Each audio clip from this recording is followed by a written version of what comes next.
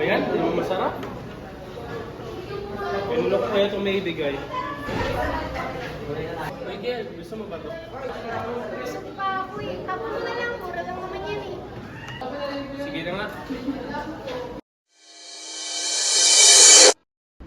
Wait. Mura nga ba ang bigas? Sa panahon ngayon, malaking hamon ang pagtaas ng presyo ng bigas para sa maraming Pilipino.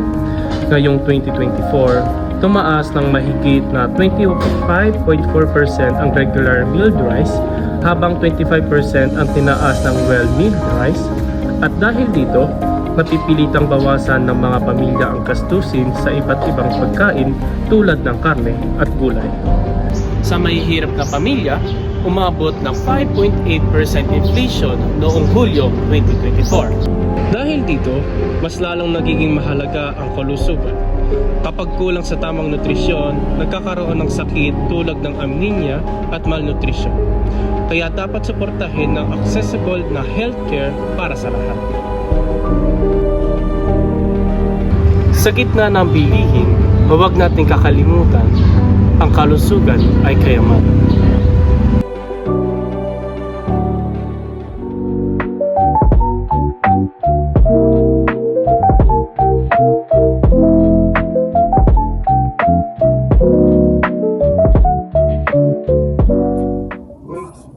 Ang isang pagkain nakakatulong para gumaling ka ay rice.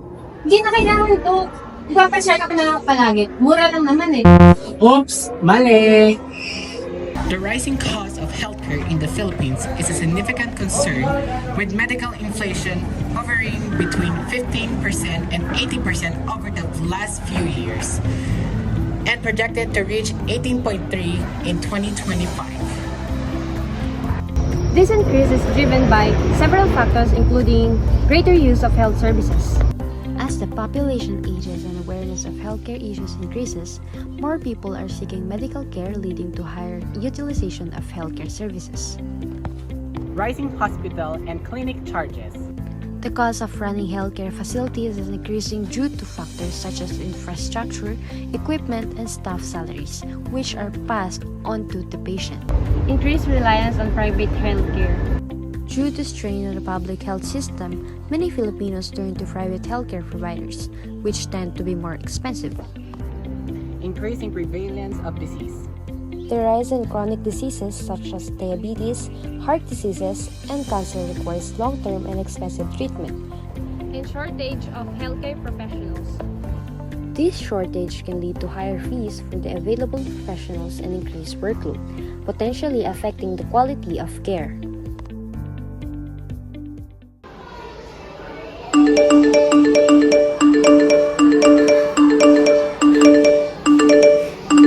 Ano ba yan? Ang dami nangyayari. Totoo ba tong mga to?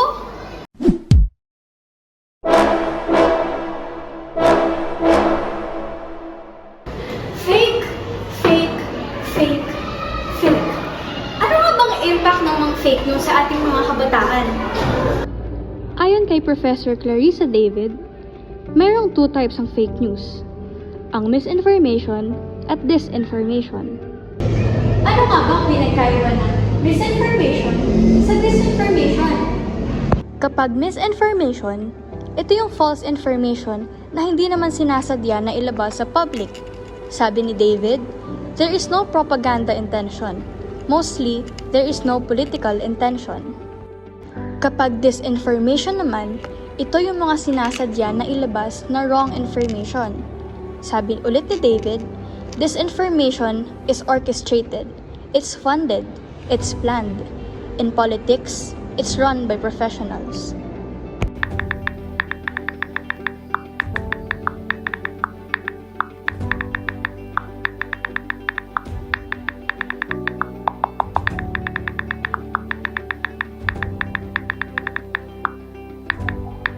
Recognizing how false stories online are also fueled by political beliefs and ideologies these days, Arrow said that people should be more discriminating about new information and stories which can be picked up online, especially if this were picked up from dubious online sources.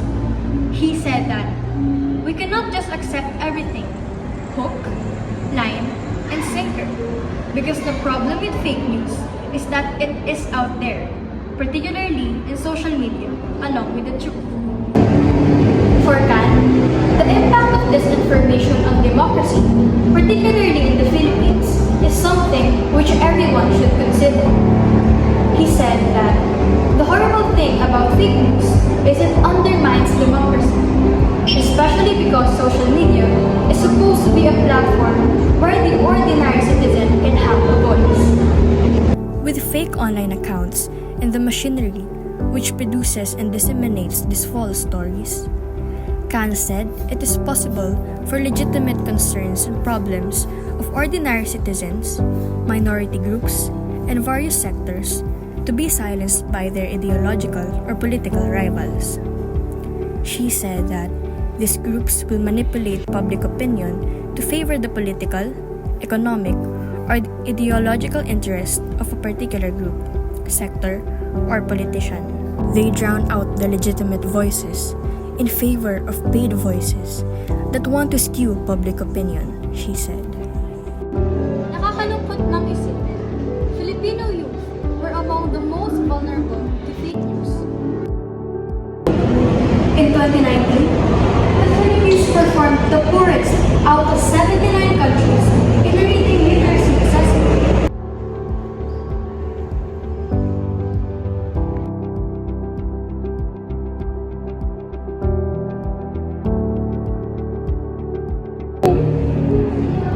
With all of these statistics and information given out by professionals about the impact of misinformation and disinformation to Filipino youth, kailangan nating magdoble ingat. At saka, tandaan, hindi mura ang bigas at